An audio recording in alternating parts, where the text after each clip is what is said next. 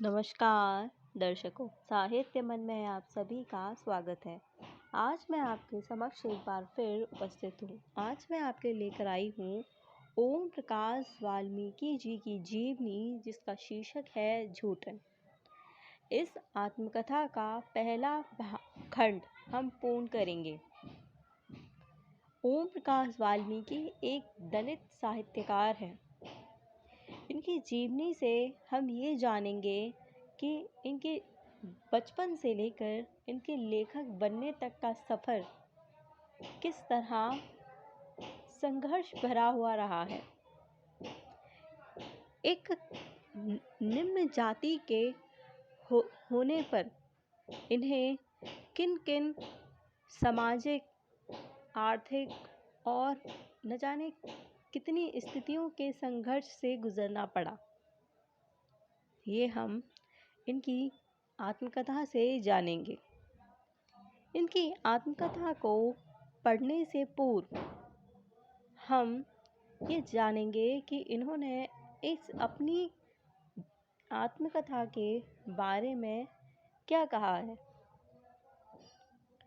अब हम शुरू करते हैं। दलित जीवन की पीड़ाएं असहनीय और अनुभव दग्ध हैं। ऐसे अनुभव जो साहित्यिक अभिव्यक्तियों में स्थान नहीं पा सके। एक ऐसी समाज व्यवस्था में हमने सांसें ली हैं जो बेहद क्रूर और अमानवीय हैं, दलितों के प्रति संवेदनशील भी। अपनी व्यथा कथा को शब्दबद्ध करने का विचार काफ़ी समय से मन में था, लेकिन प्रयास करने के बाद भी सफलता नहीं मिली थी। कितनी ही बार लिखना शुरू किया और हर बार लिखे गए पन्ने फाड़ दिए। कहाँ से शुरू करूं और कैसे, यही दुविधा थी। कुछ मित्रों की राय थी, आत्मकथा के बजाय उपन्यास लिखो। अचानक दिसंबर 1993 में राजकिशोर जी का पत्र आया। वे आज के प्रश्न श्रृंखला में हरिजन से दलित पुस्तक की योजना बना रहे थे। वह चाहते थे उस पुस्तक के लिए 10-11 पृष्ठों में अपने अनुभव आत्मकथात्मक शैली में लिखूं।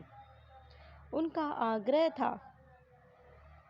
अनुभव सच्चे एवं प्रामाणिक हों। पन्नों के नाम, पात्रों के नाम चाहें तो बदल भी सकते हैं। राजकिशोर जी के इस पत्र ने मेरे मन में बेचैनी पैदा कर दी थी। कुछ दिन दुविधा में निकल गए। एक पंक्ति तक नहीं लिख पाया। इसी बीच राजकिशोर जी का दूसरा पत्र आ गया था, अल्टीमेटम के साथ। जनवरी 94 के अंत तक सामग्री भेजो, पुस्तक प्रेस में जाने के लिए तैयार है। पता नहीं राजकिशोर जी के उस पत्र में ऐसा क्या था।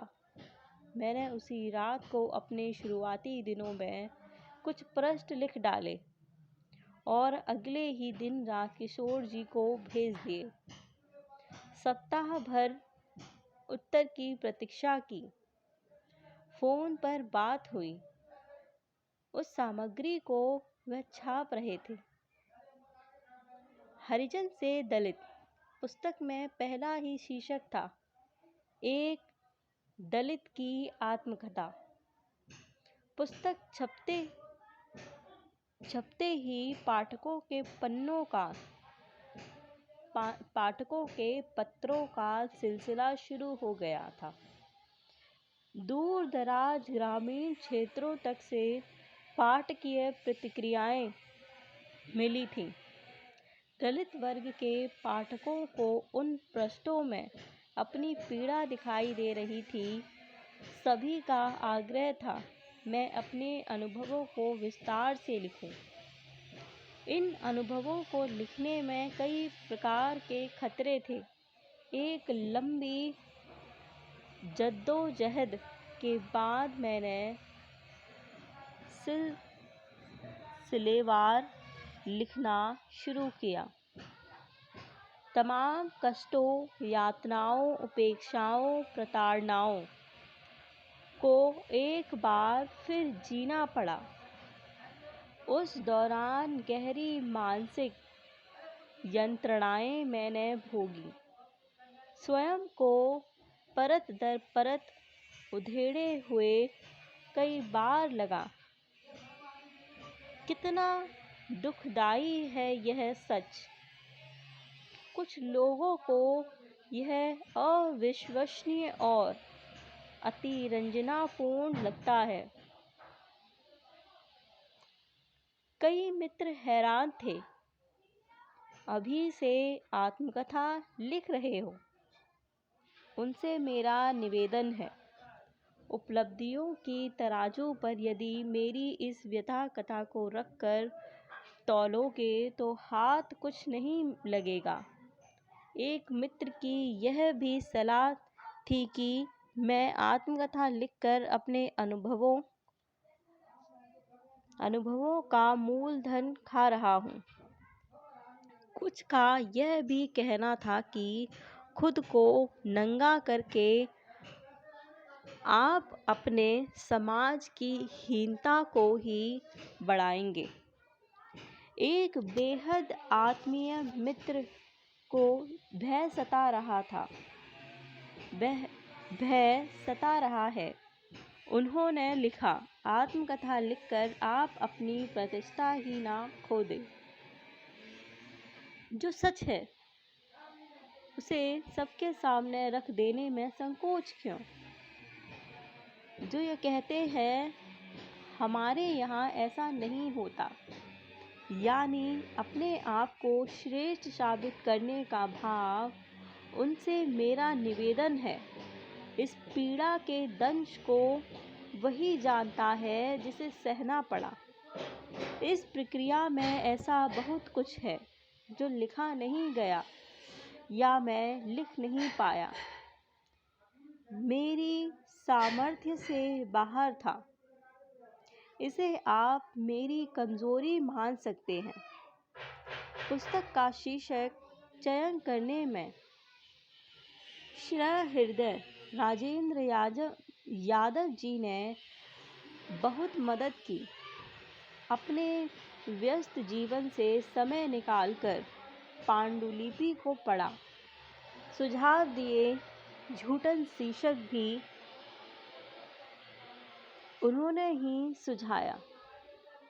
उनका आभार व्यक्त करना मात्र औपचारिकता होगी। उनके स्वभाव और मार्गदर्शन मेरे लिए महत्ता रखते हैं। कंवल भारती और डॉक्टर शिवराज सिंह बेचैन ने इस दौरान मानसिक संबल दिया है। और अंत में अशोक महेश्वरी जी, जिनके बगैर यह पुस्तक शायद पूरी ना हो पाती।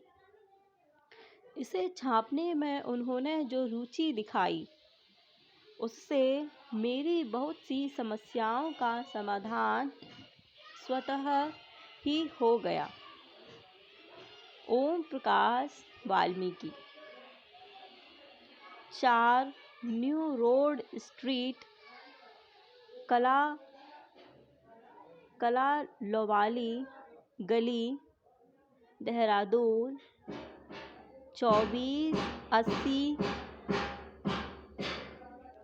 01, उत्तर प्रदेश।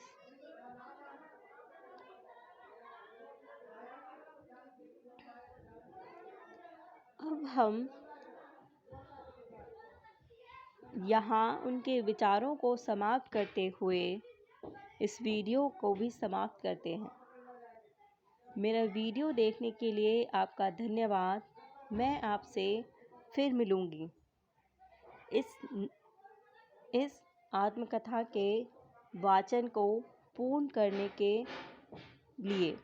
तब तक के लिए आप सभी को नमस्कार।